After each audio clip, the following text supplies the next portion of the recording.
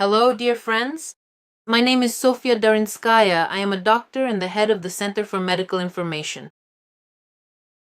Our center is known for the fact that using an original method developed by myself and my co-authors, we help people eliminate nutrient deficiencies. And people ask a lot of questions. Why your test? Why is it so effective? Is it necessary to do blood tests, for example, for nutrients or hair analysis? Today I would like to answer this question. You know, the situation with the human body is such that blood tests for nutrient deficiencies do not work. Unfortunately, they do not show the real picture for one simple reason. The process of nutrient absorption is quite a complex system. The fact that a certain substance, vitamin or mineral has entered the bloodstream, this transport system of the body, does not at all guarantee that this vitamin, mineral or trace element will first of all be incorporated into the right tissues, in the right place, and start working in the necessary cell. Because all the tissues in our body are different. Moreover, even within the complex structure of a single organ, there are many different types of cells, distinct families of cells, so to speak, that each require their own specific and unique sets of essential nutrients in order to function properly and maintain health. For the human intestine to function properly, its complex muscular system must be in good condition. Furthermore, this requirement applies to the delicate inner epithelial lining, as well as the protective outer covering layer. It is the coordination of all these parts together that ensures health, you see? And all these various biological types of tissues need, to a greater or lesser extent, of course, they all require all essential nutrients, but different types of tissues need a significantly greater emphasis on different kinds of specific nutrients. For example, for the inner lining of the intestine, for the cells to function well, vitamin A must be present. For the muscular system to work, it is certainly important too. But for the muscular system, the emphasis is, for instance, on B vitamins. If we are talking about minerals, then magnesium is significant, right? For example, calcium is important, sodium is important, and so on. But calcium and sodium are important specifically for the functioning of the cells of the intestinal lining. Of course, everything is necessary, but in different proportions, so to speak.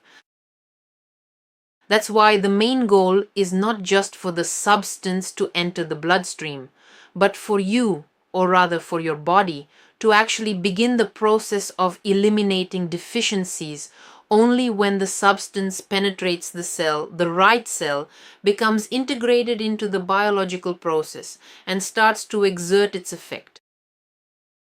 But how can you determine whether the substance has integrated into the cell, whether this metabolic process involving the substance has started or not? You have only one criterion, and that is the manifestation of deficiencies. You have only this one criterion.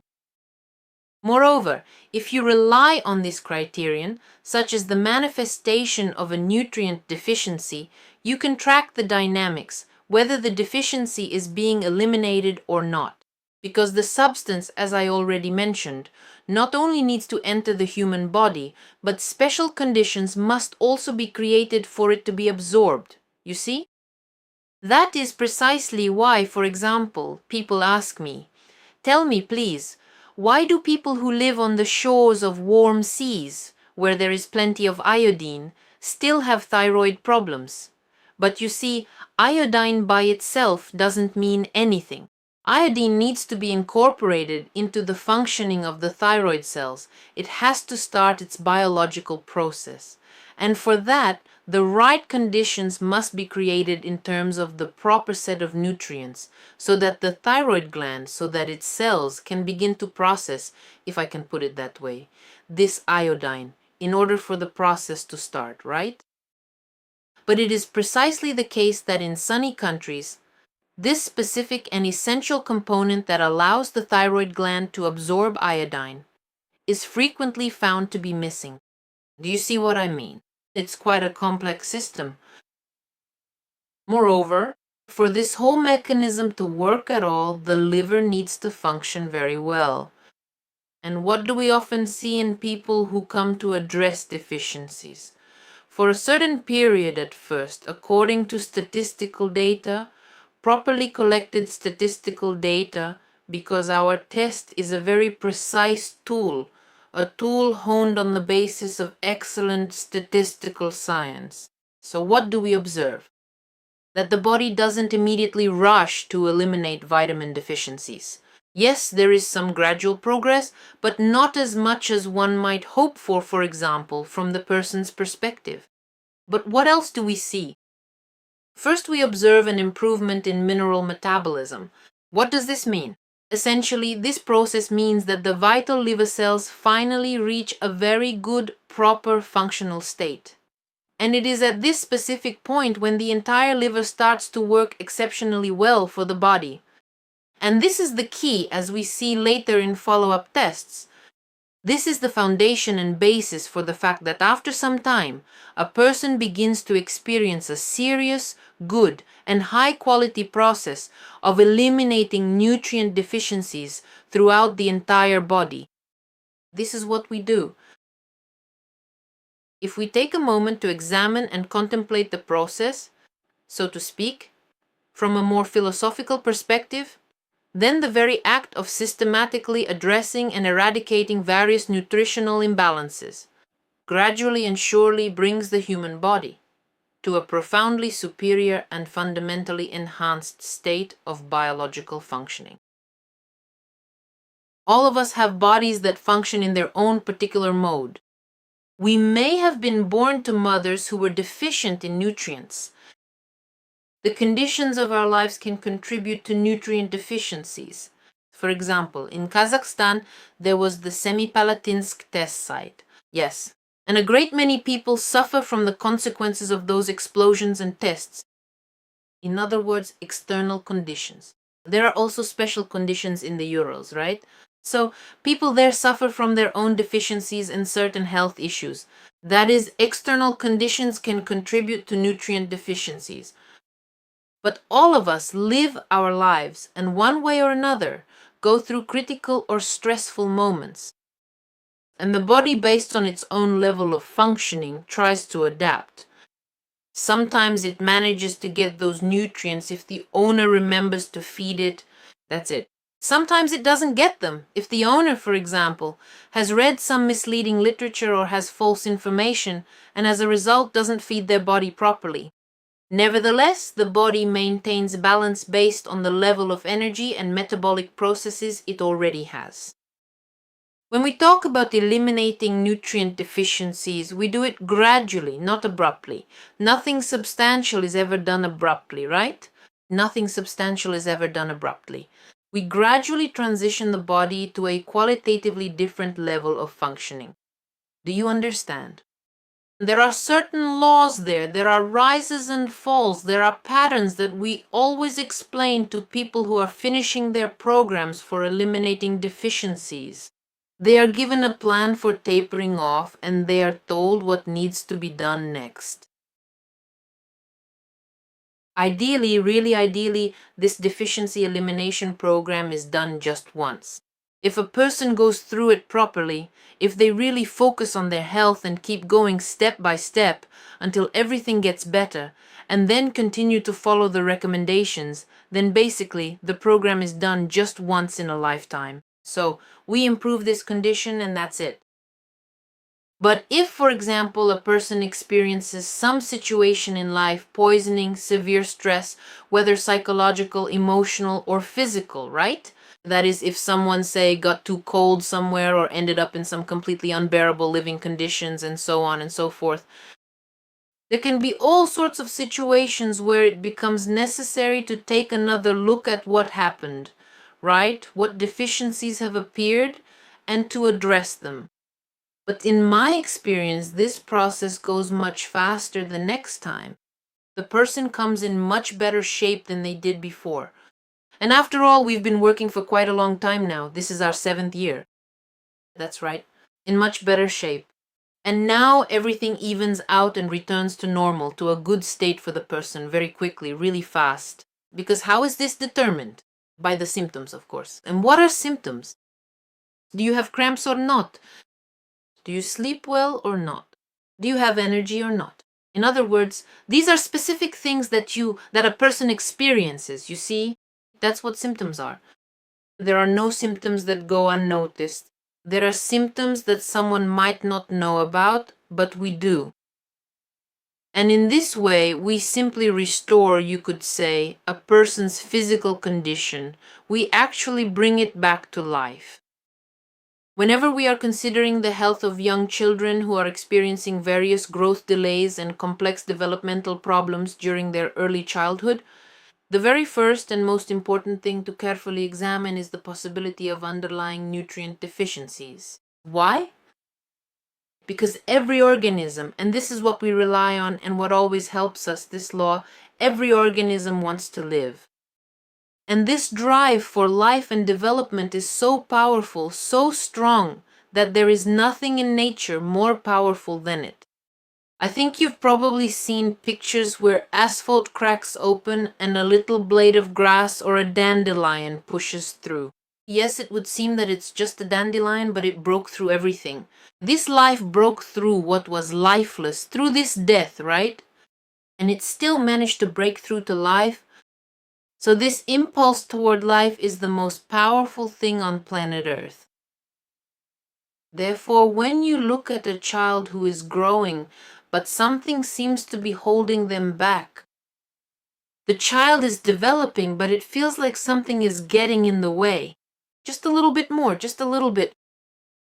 And it is precisely with this idea that children start being prescribed nootropics.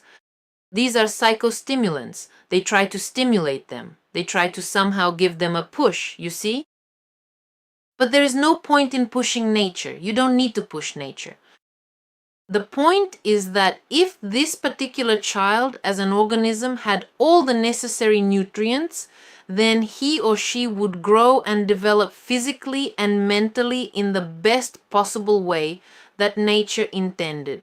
Therefore, there is absolutely no point in stimulating on an empty foundation, on what is currently there, you see?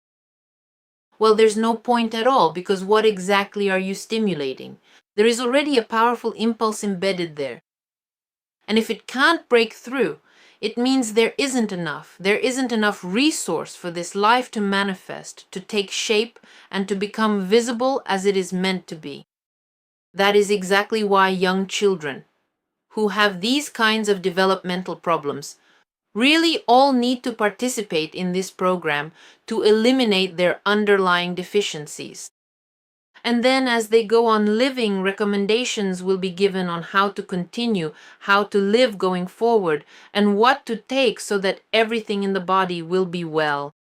This is what we actually do. That's exactly why, since these are not therapeutic programs, we don't have a treatment program, we provide nourishment. But what do we see? The fact that people's endocrine systems, their endocrine glands, are restored.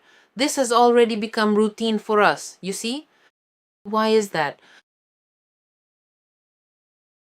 Because the endocrine system cannot function without external influence.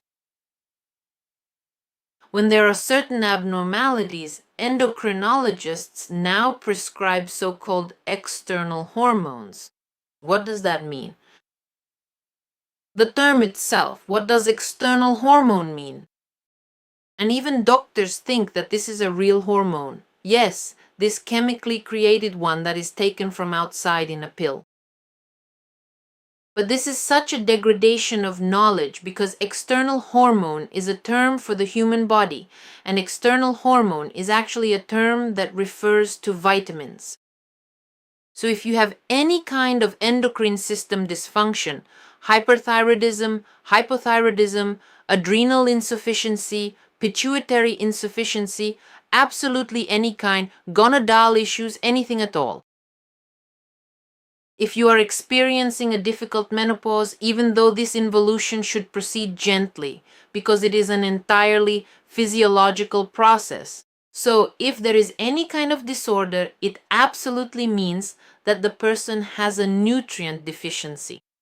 Because the condition for the normal functioning, the proper functioning of the entire endocrine system is the presence of external hormones. And this is a term that refers to vitamins. It's a term, you see? That's all there is to it. What else do we do? Restoring the function of the gastrointestinal tract. It's very common because that's also part of the process. And well, dystrophy and various pathologies develop when there are nutrient deficiencies. There are different causes for these deficiencies, right? They can be external, internal, or even iatrogenic, caused by medications and so on and so forth. So it's quite a large system. And in principle, regarding this program, if we're talking about a person's condition, it would actually be good for everyone to go through it because it's the foundation of the body's strength, you see? It's the guarantee that the body will have the resources to cope with various external and internal influences, which could be critical situations that may arise in life.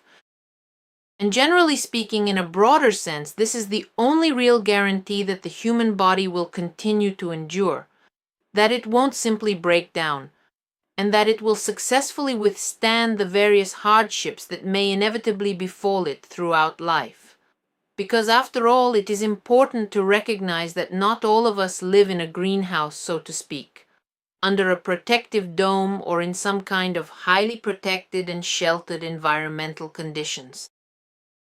This is what the Center for Medical Information does, what we do. And I invite all of you to go through your deficiency elimination programs. Thank you very much for your attention. Please subscribe to our channel. And when we reach 500,000 subscribers on the channel, we will definitely give away 3 sets of books. Goodbye.